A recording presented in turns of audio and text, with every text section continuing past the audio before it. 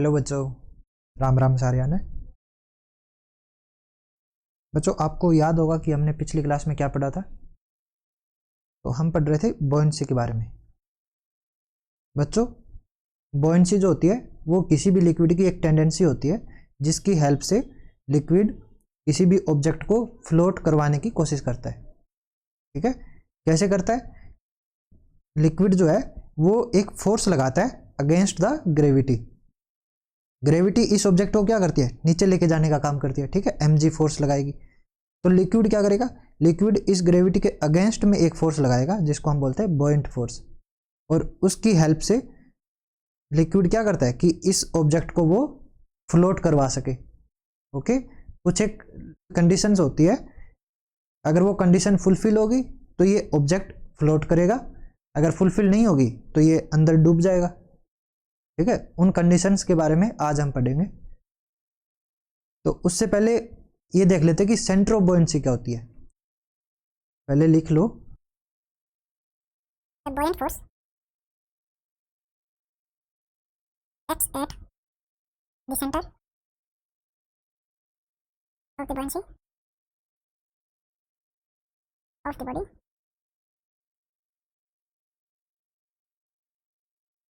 which is center of gravity of displaced liquid. It coincides with the geometrical center of the submerged part. देखो, buoyant force जो act करती है वो कहाँ करेगी? सेंटर ऑफ बॉयंसी पे एक्ट करेगी। ठीक है, और सेंटर ऑफ बॉयंसी क्या रहेगा? Centre of gravity of displaced liquid. अगर ये सिलेंडर इस लिक्विड के अंदर आया, ठीक है, तो ये सिलेंडर क्या करेगा? यहाँ पे पहले जो लिक्विड था उसको डिस्प्लेस करेगा। ओके, तो यहाँ पे जो लिक्विड था जो डिस्प्लेस हुआ उसका सेंटर ऑफ ग्रेविटी क्या रहेगा? अगर मैं इसको रेक्टेंगल मानूं तो इसका सेंटर ऑफ ग्रेविटी क्या रहेगा? ये सेंटर। ओके, तो यानी कि ये जो डिस्प्लेस हुआ है लिक्विड, इसका सेंटर ऑफ ग्रेविटी यहाँ पे है, और इस पॉइंट पे क्या एक्ट करेगा? Buoyant force. और इसी पॉइंट को हम क्या बोलेंगे? Centre of buoyancy. तो सेंटर ऑफ बॉयंसी क्या है? जहां पे हमारा बॉयंट फोर्स एक्ट कर रहा हो। और सेंटर ऑफ बॉयंसी निकालेंगे कैसे? एक तो ये तरीका हो गया कि जो लिक्विड हमने डिस्प्लेस किया है, ठीक है, जो बॉडी अंदर आएगी लिक्विड के अंदर और वो जो लिक्विड डिस्प्लेस करेगी उस लिक्विड का सेंटर ऑफ ग्रेविटी क्या है? ओके, और दूसरा तरीका क्या है? It coincides with the geometrical centre of the submerged part. जो बॉडी लिक्विड के अंदर आई है उसका वो हिस्सा जो डूबा हुआ है, सबमर्ज्ड पार्ट, ये कौन सा हिस्सा होता है? जो पार्ट लिक्विड के अंदर डूबा हुआ है। तो इतना पार्ट लिक्विड के अंदर डूबा हुआ है, इसका ज्योमेट्रिकल सेंटर। तो सिलेंडर का वो हिस्सा जो लिक्विड के अंदर है उसका ज्योमेट्रिकल सेंटर क्या होगा? यहाँ पे। और यहीं पे क्या होगा? Centre of gravity of the displaced liquid. Okay, और इसी पॉइंट पे क्या एक्ट करेगा? Buoyant force. और इसी पॉइंट को हम क्या बोलेंगे? Centre of buoyancy. ओके, यहां पे बच्चों इस सिलेंडर के लिए ज्योमेट्रिकल सेंटर क्या बनेगा? यहां पे। ओके, इस पॉइंट पे हम क्या मान सकते हैं कि क्या एक्ट कर रहे हैं? Buoyant force. अब इस केस में हमारे पास ये एक रोड है और ये रोड हमने लिक्विड के अंदर डिप करवाई हुई है।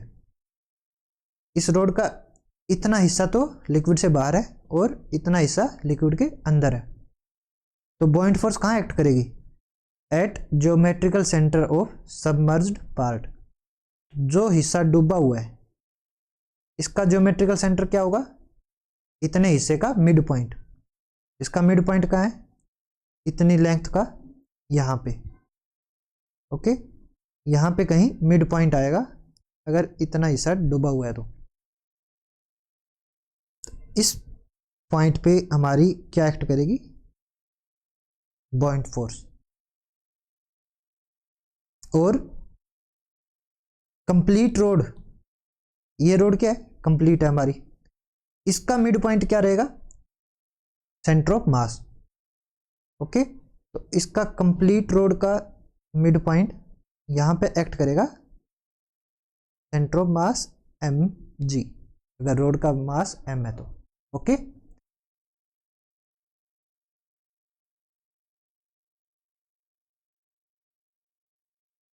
ठीक है बच्चों, सेंटर ऑफ मास हमेशा बॉडी के सेंटर पे लाई करता है, और जबकि बॉइंट फोर्स कहाँ एक्ट करता है, जो हिस्सा डूबा हुआ है उसके सेंटर पे। ओके, तो इतना हिस्सा अगर डूबा हुआ है तो इसका सेंटर यहाँ आएगा और यहाँ पे हमारी बॉइंट फोर्स एक्ट करेगी, जबकि कंप्लीट रोड का सेंटर क्या है, यहाँ पे हमारी वेट फोर्स एक्ट करेगी।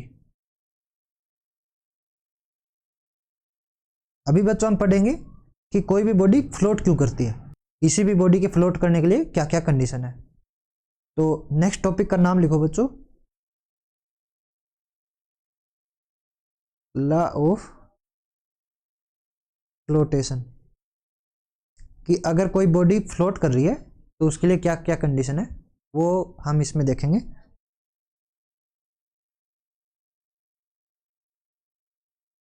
यहां पे बच्चों इसकी टोटल वॉल्यूम वी भी मान लेते हैं, total volume of the body. Okay, V भी क्या है, total volume of the body, और लिक्विड के अंदर बॉडी का एच हाइट वाला पार्ट डूबा हुआ है। ठीक है, एच हाइट तक बॉडी लिक्विड के अंदर डूबी हुई है, और बॉडी की जो डेंसिटी है वो हम मान लेते हैं सिग्मा, और लिक्विड की डेंसिटी हम मान लेते हैं रो। डेंसिटी क्या होती है, मास बाय वॉल्यूम, और ये मटेरियल पे डिपेंड करती है, बॉडी अलग मटेरियल की है, लिक्विड हमारा अलग है, तो दोनों की डेंसिटी क्या रहेगी, अलग अलग, एक की सिग्मा मान लेते हैं, एक की रो मान लेते हैं। अब ये जो हिस्सा डूबा हुआ है बच्चों लिक्विड के अंदर, इस हिस्से के ज्योमेट्रिकल सेंटर यहां पे क्या एक्ट करेगा, बॉइंट फोर्स बी। ओके, और इस बॉडी का वेट क्या होगा बच्चों, अगर एम मास है तो वेट रहेगा एम जी, जो कि डाउनवर्ड डायरेक्शन में एक्ट करेगा। ठीक है, और कहां से करेगा, इस बॉडी का जो ज्योमेट्रिकल सेंटर होगा, तो यहां कहीं इसका मिड पॉइंट आएगा और यहां से वेट फोर्स नीचे लगेगा एम जी। ठीक है, अब कोई भी बॉडी फ्लोट कब करेगी, जब बॉडी का जो वेट फोर्स है एम जी वो बैलेंस हो जाए बॉइंट फोर्स से, तो बॉडी क्या करेगी, फ्लोट करेगी। A body can float only if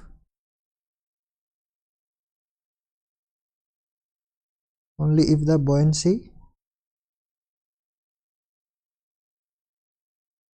balances its weight। ठीक है, अगर buoyancy जो है बॉडी के वेट को बैलेंस कर ले तो बॉडी फ्लोट करेगी, अगर बैलेंस ना कर पाए तो बॉडी डूब जाएगी।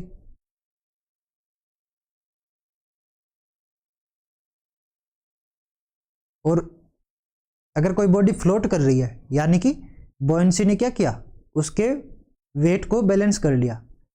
ठीक है, तो उस वजह से जो अपेरेंट वेट होगा फ्लोटिंग बॉडी का वो जीरो रहेगा। अपेरेंट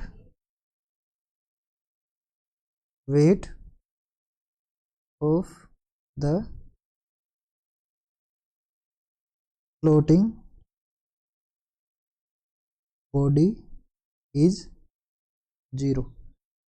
ठीक है, इसको एक एग्जांपल से समझो कि मान लो आप स्विमिंग पूल के अंदर हो, ठीक है, और अपने किसी दोस्त को ही उठा लेना जिसको तैरना आता हो, तो उस दोस्त को अगर पानी से बाहर उठाओगे तो आपको उसका वेट पूरा फील होगा, ओके, उठाना मुश्किल होगा।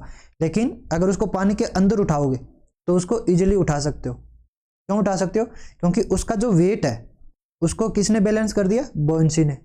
लिक्विड की जो बॉयंसी होगी, जो बॉयंट फोर्स लगाएगी, उसने उस आपके दोस्त का वेट फोर्स बैलेंस कर दिया। तो उसका जितना भी वेट आ रहा था वो सारा तो बॉयंट फोर्स ने संभाल लिया, ठीक है। आपको कुछ मेहनत करने की जरूरत ही नहीं है। तो आपको उसका अपेरेंट वेट क्या होता है? जो आपको फील हो रहा होगा, ठीक है, जो अपीयर हो रहा होगा, वो आपको क्या फील होगा? 0, क्योंकि उसका सारा का सारा वेट किसने संभाल लिया? बॉयंसी ने। तो आपके लिए कुछ बचा ही नहीं है, आपको 0 फील होगा, ठीक है। तो अगर कोई भी चीज फ्लोट कर रही है तो उसका अपेरेंट वेट क्या होता है? 0, ओके। और कोई भी बॉडी फ्लोट कब करेगी? जब बॉयंसी जो है, लिक्विड की बॉयंसी, वो उस बॉडी के वेट को बैलेंस कर दे। बैलेंस करने का मतलब इक्वल हो जाए, यानी कि जो बॉयंसी है, बॉयंट फोर्स जो है, वो बॉडी के वेट के इक्वल हो जाए, ठीक है, B = mg। तो जब ये बैलेंस वाली कंडीशन फुलफिल होगी तो बॉडी हमारी फ्लोट करेगी। अब कल क्या पढ़ा था कि बॉयंसी क्या होती है? ये बॉडी जो लिक्विड डिस्प्लेस करेगी उसके वेट के बराबर, ओके। तो इसको मैं लिख सकता हूं small m × g = capital M × g। अब कैपिटल M तो है बच्चों मास ऑफ द बॉडी, और स्मॉल m है बच्चों mass of the displaced fluid, okay. जो फ्लूइड डिस्प्लेस किया बॉडी ने उसका मास। अब बच्चों हमें क्या पता है? हमें डेंसिटी पता है बॉडी की भी और लिक्विड की भी। तो डेंसिटी की हेल्प से हम मास भी निकाल सकते हैं। कैसे? डेंसिटी होती है बच्चों मास बाय वॉल्यूम, ओके। तो यहां से अगर मास निकालना हो तो वो क्या हो जाएगा? Density into volume. तो बॉडी ने कितनी वॉल्यूम का लिक्विड डिस्प्लेस किया? जितनी वॉल्यूम यहां पर आएगी, ठीक है, उसको मान लेते हैं VL, कि बॉडी जो लिक्विड डिस्प्लेस कर रही है उसकी वॉल्यूम है VL, ओके। और डेंसिटी क्या है लिक्विड की? डेंसिटी है बच्चों रो, ओके, और इनटू G। तो ये तो हो गया बच्चों mass of the displaced liquid. ये क्या बनेगा? मास m के बराबर, ओके। और capital M mass of the body. तो बॉडी की डेंसिटी जो है वो है सिग्मा, और बॉडी की वॉल्यूम क्या है? VB। तो कंप्लीट बॉडी का मास क्या बनेगा बच्चों? VB इंटू सिग्मा और G। तो ये हमारा बनेगा कैपिटल M के बराबर, VB इंटू सिग्मा। अब देखो बच्चों, बॉडी का इतना पार्ट ही लिक्विड के अंदर गया, ठीक है। तो इस पार्ट के इस ज्योमेट्रिकल सेंटर पे हमारी बॉयंसी एक्ट करेगी, ओके। लेकिन मास क्या है? मास तो कंप्लीट बॉडी का है। ये कंप्लीट बॉडी इस लिक्विड पे mg फोर्स लगाएगी। तो इस बॉयंसी को क्या करना है? कंप्लीट बॉडी का वेट संभालना है अगर इसको बैलेंस करना है तो, ठीक है। तो इसलिए जो कैपिटल M है मास ऑफ द बॉडी, वो कंप्लीट बॉडी का मास है, क्योंकि पूरा मास ही संभालना पड़ेगा। ऐसा थोड़ी है कि बस इतने का वेट बॉयंसी संभालेगी, इतने का मुझे नहीं पता, ठीक है। तो कंप्लीट बॉडी का मास कैसे आएगा? Volume of the body into density. तो ये क्या बनेगा?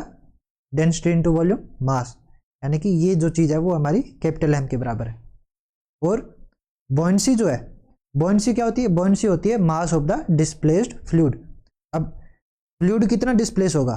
फ्लूइड तो जितनी बॉडी फ्लूइड के अंदर गई है उतना पार्ट ही फ्लूइड को डिस्प्लेस करेगा, ठीक है। तो मैं मान लेता हूं कि इतनी वॉल्यूम का फ्लूइड जो है डिस्प्लेस हुआ है, और volume multiply with the density of the fluid, ये क्या मिल जाएगा हमें, mass of the displaced fluid, और m इंटू जी क्या बनेगा, point force. Okay,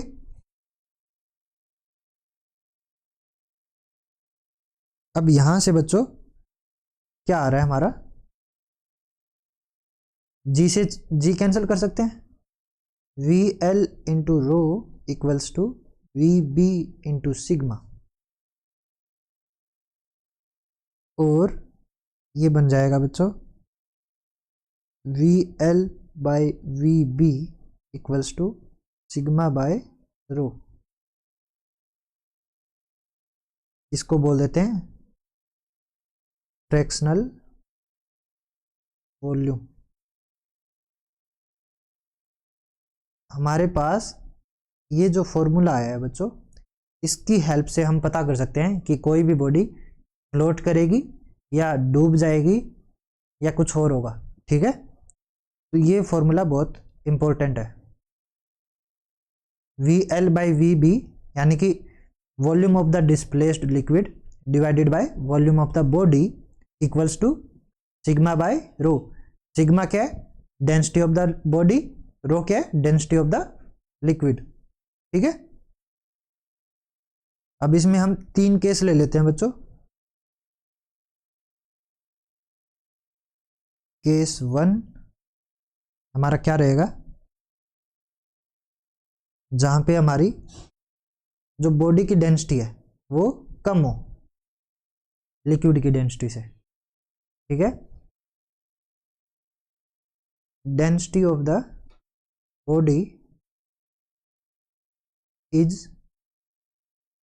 lesser than density of the fluid.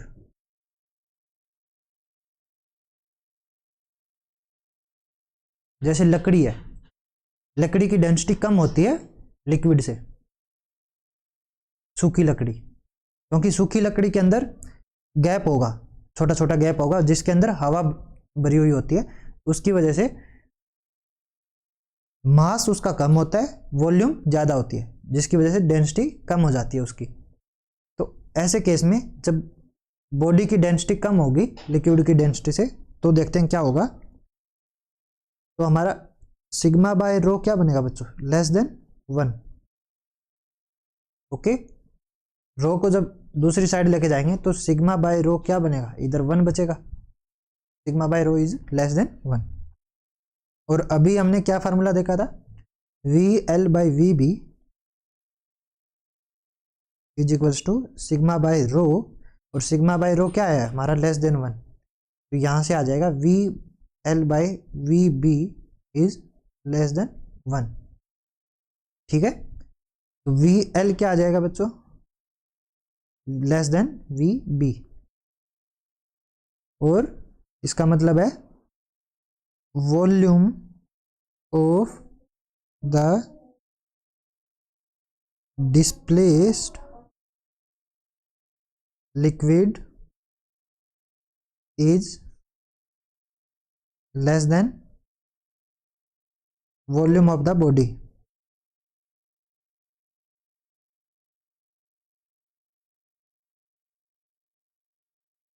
Okay, और ऐसे केस में हमारी जो बॉडी है वो पार्शली डिप्ड रहेगी। जैसे कि ये सिलेंडर दिखाया हुआ है मैंने, ये क्या है, आधा तो डूबा हुआ है और आधा बाहर है, इसको बोलते हैं पार्शियली डिप्ड।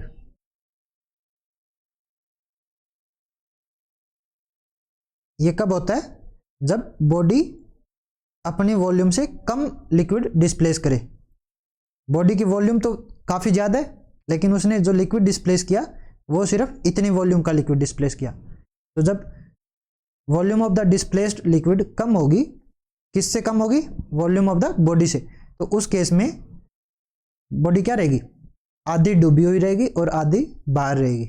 और ऐसा कब होता है, जब डेंसिटी क्या हो, बॉडी की डेंसिटी कम हो लिक्विड की डेंसिटी से। ठीक है, यानी कि हमारी जो बॉडी है वो ज़्यादा हल्की है, पानी के मुकाबले में, तो वो पानी के अंदर पूरा नहीं जा पाएगी, थोड़ा जाएगी, इतने में ही पानी क्या करेगा, उसका कंप्लीट वेट बैलेंस कर लेगा।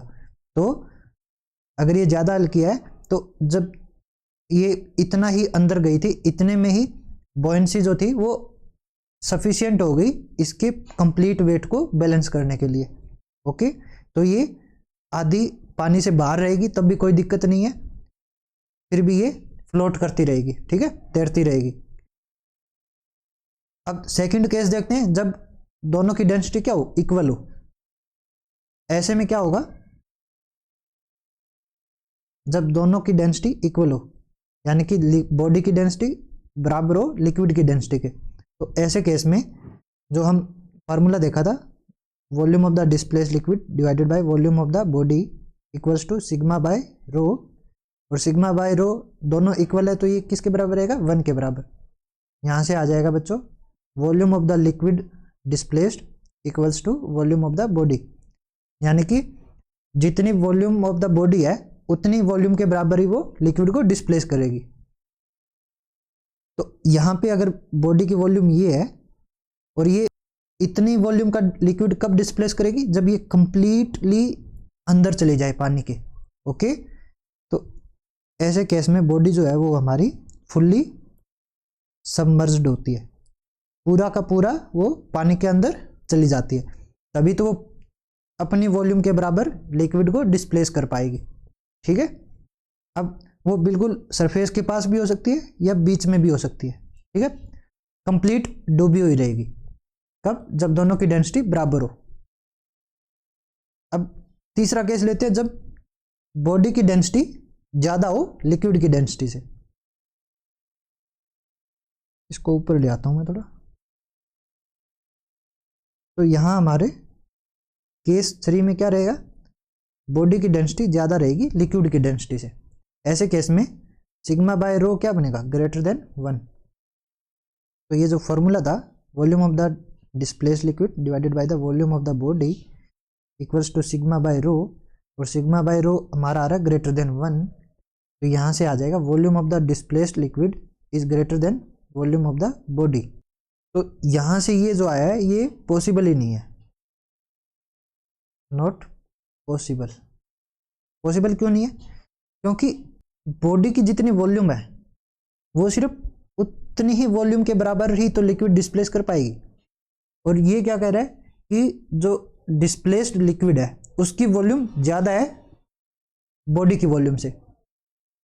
ओके, यानी कि इसको एग्जांपल से समझो, तो मान लो एक पोल है, ठीक है, पोल की हाइट है 5 मीटर। ओके, और यहां पे कोई बंदा खड़ा है, बंदे की हाइट है मान लो 2 मीटर, और आप कह रहे हो कि इस बंदे ने अपना हाथ ऊपर करके यहां पे टच कर दिया। कैसे कर देगा टच, इसकी खुद की हाइट ही जब 2 मीटर है तो ये 5 मीटर तक कैसे पहुंच जाएगा। ठीक है, ये कहां से कहां तक टच कर सकता है, ज्यादा से ज्यादा यहां टच कर देगा, ठीक है, पैर उठा के, लेकिन 5 मीटर तक तो नहीं जा पाएगा। यानी कि जितनी इसकी हाइट है ये अपनी उस हाइट से आगे नहीं जा सकता है। ऐसे ही जितनी वॉल्यूम इस बॉडी की है ये अपनी इस वॉल्यूम से ज्यादा कोई चीज डिस्प्लेस कर ही नहीं सकती। ठीक है, तो यानी कि ये कितना डिस्प्लेस कर सकती है, मैक्सिमम जितना इसकी वॉल्यूम है। अगर इससे ज्यादा डिस्प्लेस करना चाहेगी तो वो करेगी नहीं, पॉसिबल ही नहीं है। इसलिए ये जो चीज आई है volume of the displaced liquid greater than volume of the body, ये पॉसिबल ही नहीं है। तो ऐसे केस में क्या होगा, बॉडी डूब जाएगी। जब इसने अपनी वॉल्यूम के बराबर वॉल्यूम डिस्प्लेस की थी, ठीक है, जब बॉडी ने अपनी वॉल्यूम के बराबर लिक्विड डिस्प्लेस किया था, उस केस में ये तैर रही थी आराम से फ्लोट होके, लेकिन कंप्लीट डूबी हुई थी।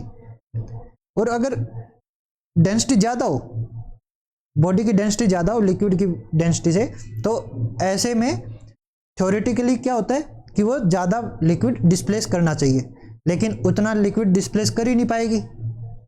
इसका मतलब क्या है कि अगर ये ज़्यादा वॉल्यूम का लिक्विड डिस्प्लेस करे अपनी वॉल्यूम से तो वो तैरेगी।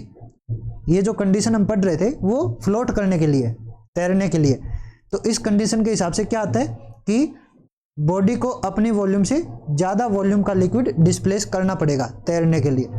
लेकिन ये तो पॉसिबल ही नहीं है, क्योंकि बॉडी मैक्सिमम कितना लिक्विड डिस्प्लेस कर सकती है, जितनी उसकी खुद की वॉल्यूम है। तो जब ये चीज़ पॉसिबल ही नहीं है तो ये फ्लोट करने वाली चीज़ भी पॉसिबल नहीं है, बॉडी फ्लोट कर ही नहीं पाएगी। अगर बॉडी फ्लोट नहीं करेगी तो वो क्या करेगी, नीचे डूब जाएगी। ओके, तो ये जो कंडीशन आई है बच्चों, ये आई है सिंकिंग की, बॉडी डूब जाएगी, सिंक हो जाएगी। ठीक है,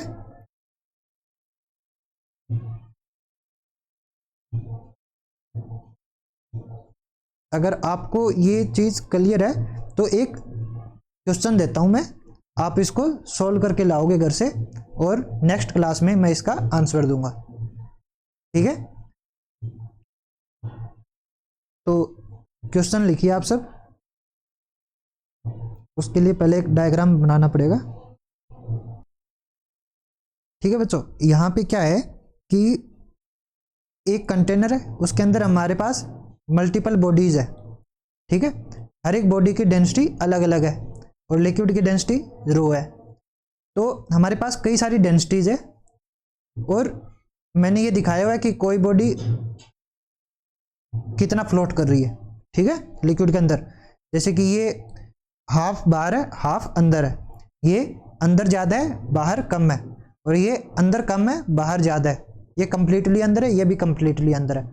ठीक है, तो हमें इनके फ्लोटिंग के हिसाब से इनकी डेंसिटीज को अरेंज करना है कि कौन सी डेंसिटी कम होगी कौन सी डेंसिटी ज़्यादा होगी। ठीक है, तो हमें असेंडिंग ऑर्डर में डेंसिटीज लगानी है।